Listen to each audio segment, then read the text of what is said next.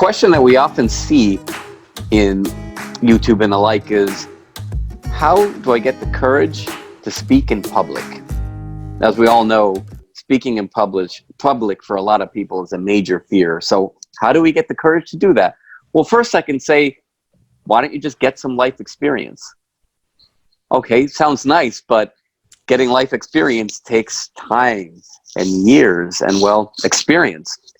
Isn't there a faster way to improve courage for public speaking?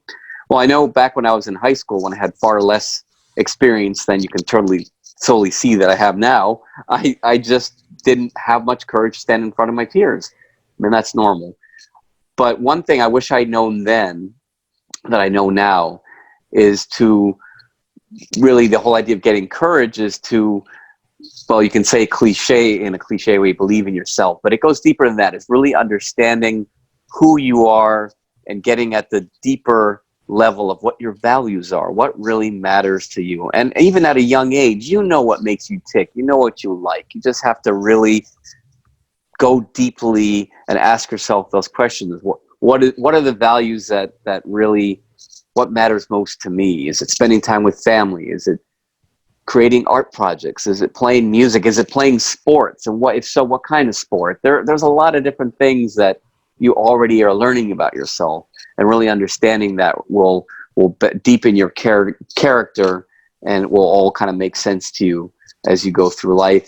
And you start to update your values a little bit. But certain core values are pretty stagnant, will stay with you for a long, long time. And another thing I always believe in is preparation. If you're going to be speaking in public, giving any kind of even short presentation, even a quick little commercial, you got to prepare. I mean, you have to practice. And we've seen that with a lot of public speakers who have practiced sometimes hundreds of times before giving a speech.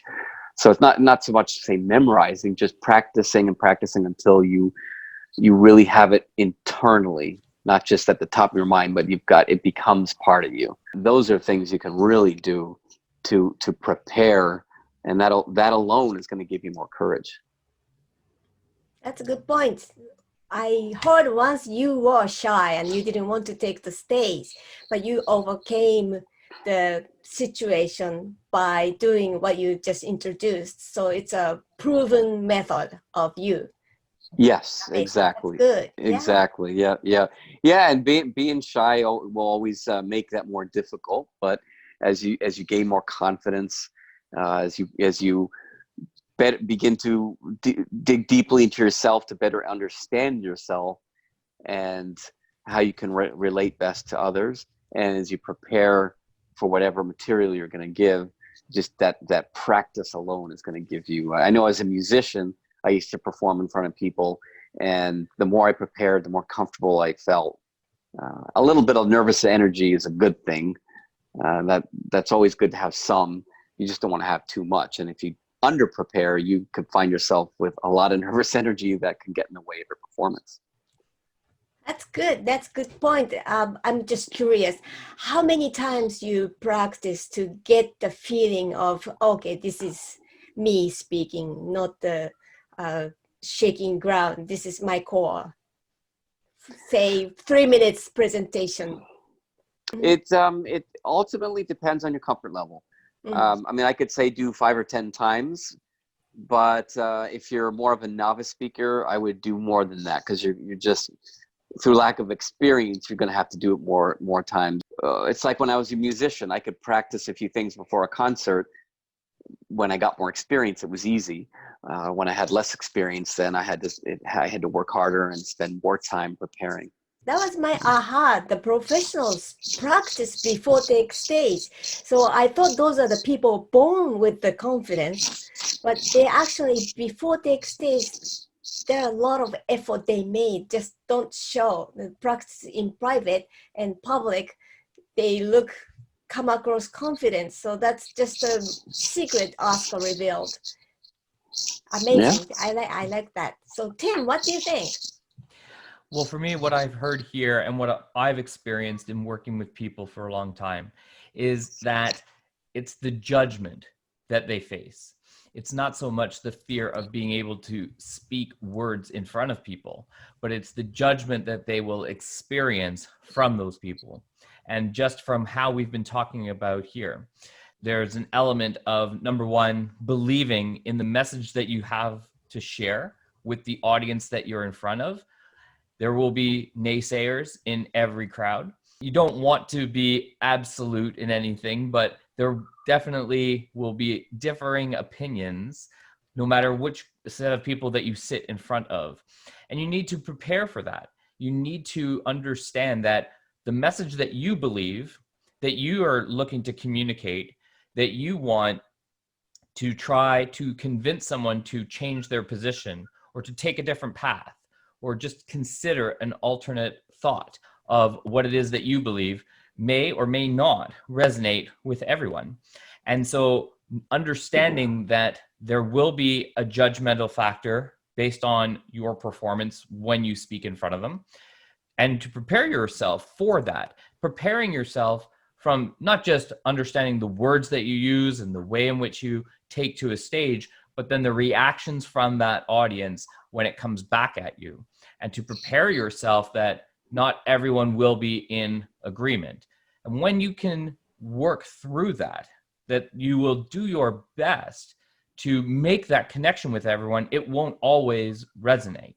And with that, you can at least be rest assured that you're now no longer in a position in your mind trying to please everyone. Your mission as the speaker to prepare diligently so that you give your best performance when you stand in front of them. And more importantly, you're there to serve that audience one way or the other. So as long as you are clear and confident with the message that you want to share with them, it will come across as such. And I believe that is what will help you alleviate any fears that you may have for taking to the stage. It's interesting interesting that you mentioned that, Tim, too, because in my keynote speech, Jump from Cautious to Confident, I talk about the whole idea. One of the things that I think causes shyness is fear of others' perception. What will they think of me? It's that whole fear of others. So like you said, the judgment of others, the fear of the judgment of others. Absolutely. That's interesting method, knowing not everyone will love you. The reality, you are prepared for it. Just accept the reality, accept the harsh, cold reality. That knowing it prepares you. That's good.